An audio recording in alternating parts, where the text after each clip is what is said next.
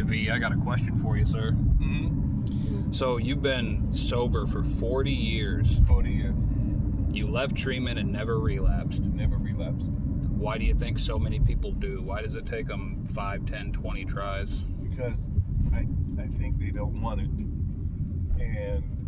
And or they forget what needs to be done in order to stay sober. They don't focus.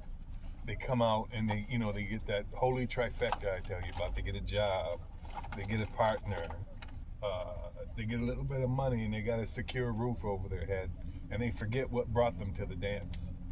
And so many learn things in treatment that are drastically, wildly insane. Like relapse is part of the program. No, it's not. It's just not. Because it says right in the big book, to drink is to die. So how could you say that something that could kill you right now is part of the program? That makes no sense. That's ridiculous.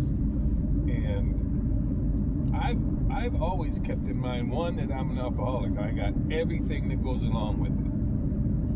And I know what happens when I drink. I'm very clear on what happens when I drink. And I don't have any control, and I don't have a choice in whether I drink or not. The obsession's too much for me. And people lose sight of, you go to meetings, you read your big book, you work with a sponsor, you work with others, and first and foremost, you take care of your spiritual malady. That restless, irritable, and discontent, that's a spiritual malady. And if you don't take care of that, you're only thinking restless and irritable and discontent thoughts. And so you're going to act that way. That's just normal. That's natural. You think of how you act. And the way that they forget it comes from, I think, just a little bit being lazy, or a little bit because it's scary.